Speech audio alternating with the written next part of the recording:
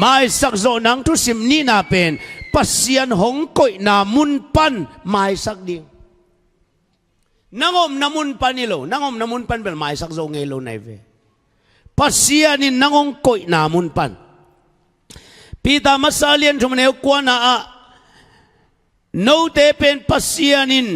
thupa kem pe alua ding in ong chap te a ong sap sa nei hi lamu theyun la midang te no te ong simmo hang simmo keyun mi ten ong gen siadang in gen se keyun mi ten bang zainong bol se tale mai sakun chi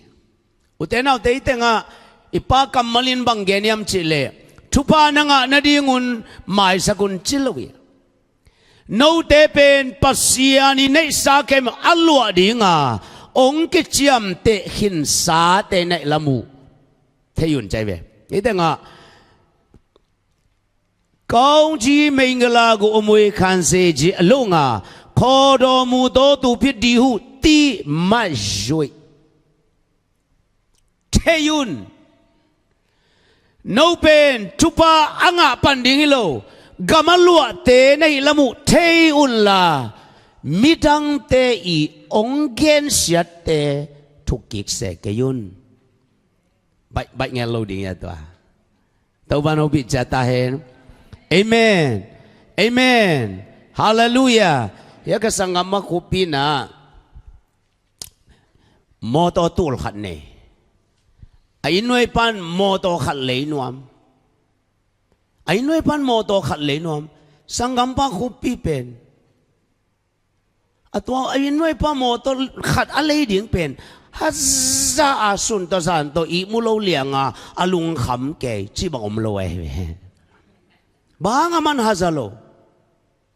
hazakin chi kullo hazat kullo aman tul neve tul na nei takin mi khat nei ding nang hazamok ding mo amen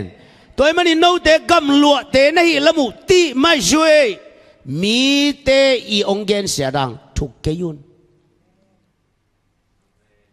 ihi na pasian yong koi na mun panin na khem imai sak zo ding to be here hallelujah hallelujah na kya nga te ho pio nang api ching zo hi te ki chi wo